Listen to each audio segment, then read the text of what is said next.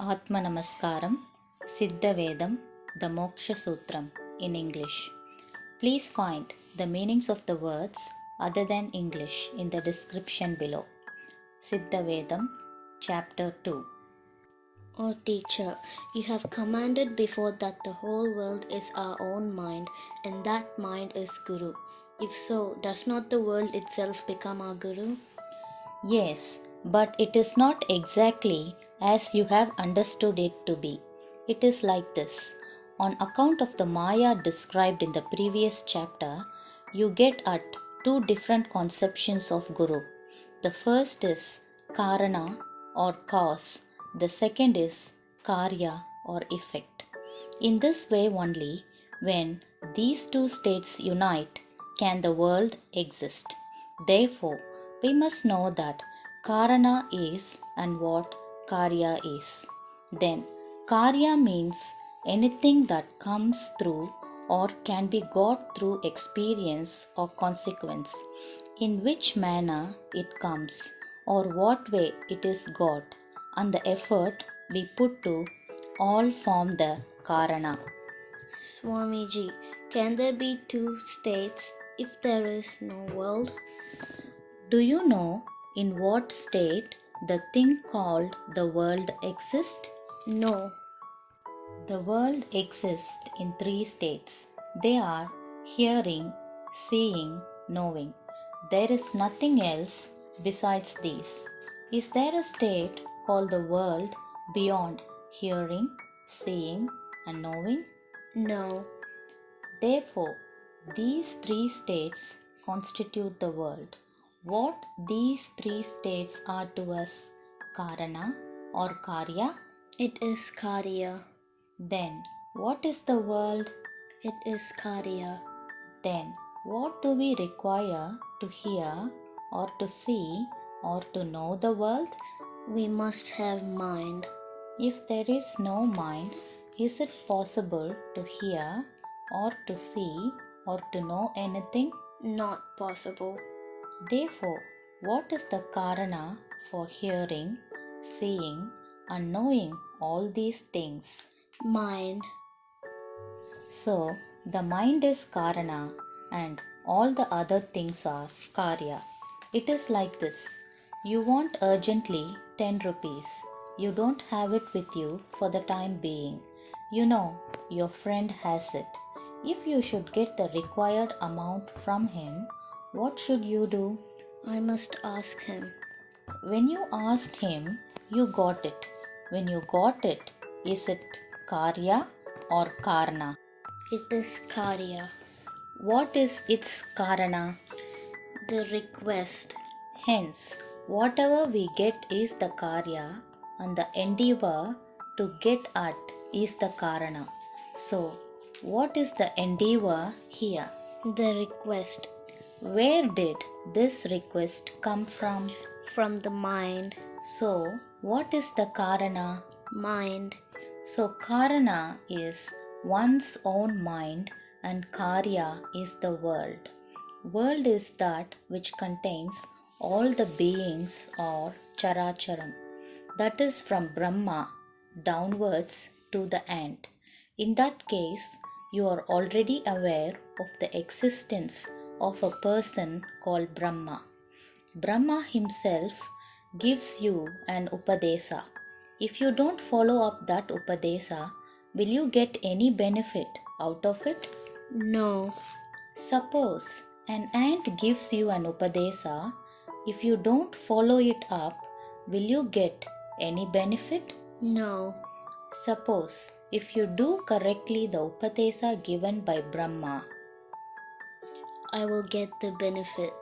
suppose if you do correctly the Upadesa given by the ant, In this case also I will get the benefit. so can you consider Brahma and the ant differently? No. It is because if you do not act thinking that the Upadesa has been given by the great being, the creator Brahma himself, you will not get the benefit. If you act thinking that the Upadesa has been given by a small insignificant being, the ant, still you will not be without the benefit. That is why it is said that there is no difference between Brahma and the ant. But from where do we get the benefit? From our work, From where does the work come? from the mind.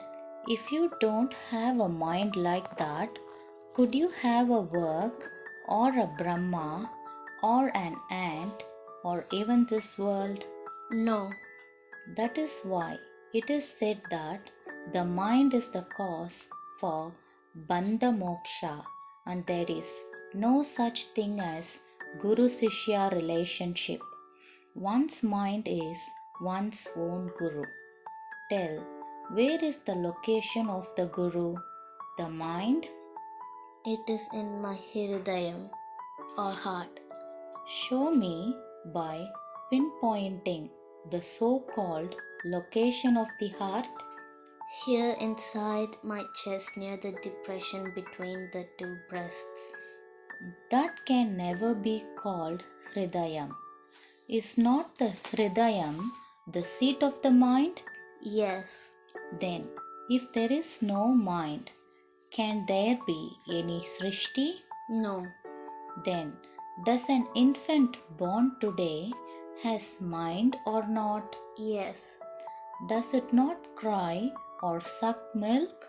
yes, Does that baby cry or suck milk when it sleeps? no. Why?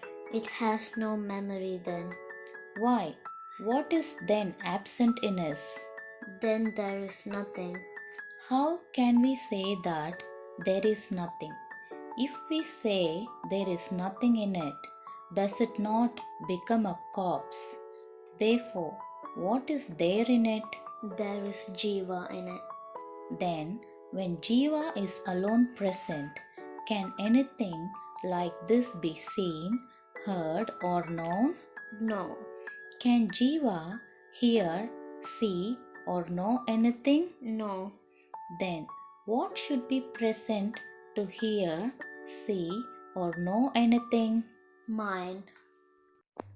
If there is no mind, can anything be seen, or heard, or known? No. Then was mind present during sleep? Yes, while sleeping it got subsided. Where does it get subsided? It gets subsided within itself. For that, what should be present? Jeeva. Without Jiva, can there be mind? No, Then, where does mind come from? from Jeeva. Then, during sleep, mind got absented in Jiva and became nothing. It is like this.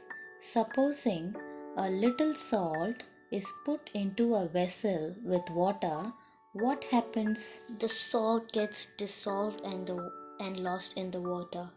In the same way, our mind during our sleep gets absorbed in Jiva and becomes nothing but Jeevarupa.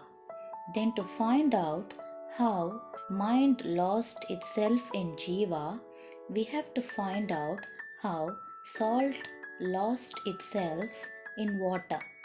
But the cause of loss of salt in water can be known only if we find out where salt has been produced. Now tell me, where has salt been produced? Salt comes from water. Then, what is the original form of salt? It was in liquid form. Then, salt has been produced from water, and that is why the original form of salt is liquid. The salt, which comes from water, when joins water, becomes the same form without taking any other form. In the same way, mind has come from Jiva. That mind, when entered in Jiva, got absorbed in it and become nothing but the Jeevarupa itself. That is why during sleep nothing is seen or heard or known. Then When the baby wakes up from sleep, does it not cry and suck milk? Yes. Then, if there is no mind, is it possible to cry or suck milk? No. It cries and sucks milk, but can it be able to think how milk is produced or from where it is getting it? Not possible. What is the reason for that? Because it is incapable. It is wrong to say that it is incapable, because if it is incapable, it cannot cry or suck milk. Therefore, where does thinking come from? From mind. What do we require for thinking? We must have mind. Even if we have mind, it is not possible to think, because has not that baby got mind when it cries and sucks milk? Then can it be able to think?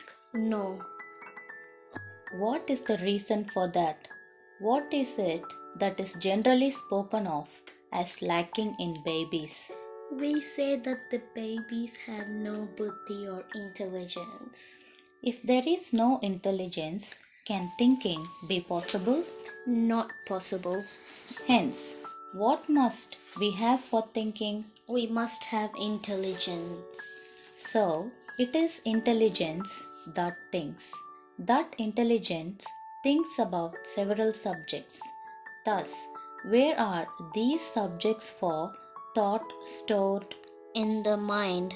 So, the mind is the place where several subjects for thought are stored. Intelligence reaches that place called mind and starts thinking. When you start thinking about a subject, in which direction do your thinking and seeing go? Upwards. From where do you think? In the mind. If the mind is located below, namely below the breast, why should thinking go upwards? Should we not search for it in the depression between the breast? Yes, we should search for it in the depression between the breast. Do we do that? No. Supposing you placed a thing in the northern room of the house we see here, and in order to take it back, if you make a search in the southern room, can you get it back? No. What is the reason? Because it was not searched where it was placed. So, instead of at the proper place, if you search elsewhere, will you get the required thing? No. In the same way, where is it stored to think about anything for us? In the mind. Therefore, the subjects for our thoughts have been placed in the mind.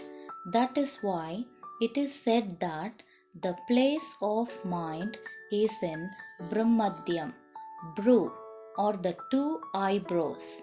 The middle place between the two eyebrows is called Bhrumadhyam.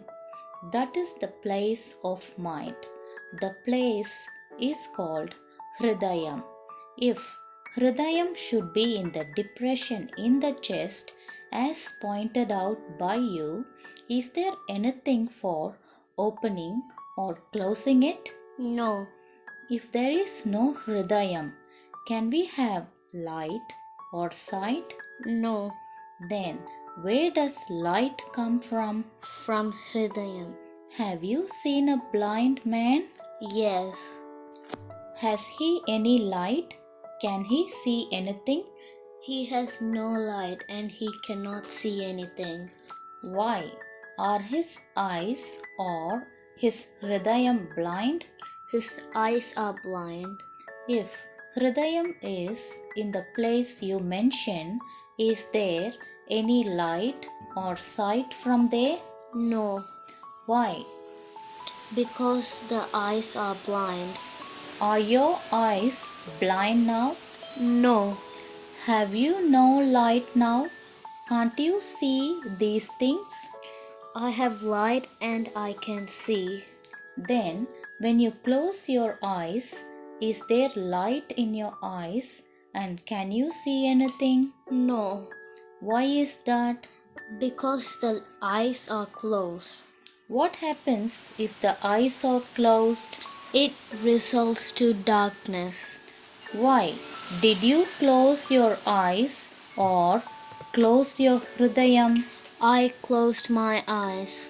As you said, if Hridayam was in the depression in the chest, why has it become impossible to have no light there? And why has it become impossible to see from there? Because the eyes have been closed. Supposing you open your eyes, Light comes from where does that light come? from upwards. Then, in whatever way we may consider, we find that light comes from above only and never from below. Besides, what happens to us at night? Darkness results. During daytime, what happens? Light results. From where does that light come? From Akasa. Is Akasa above or below? Above. Therefore, in whatever way we may consider, light comes from above and not from below. Besides, when a lamp is lighted, from which side of the lamp does light come? From above.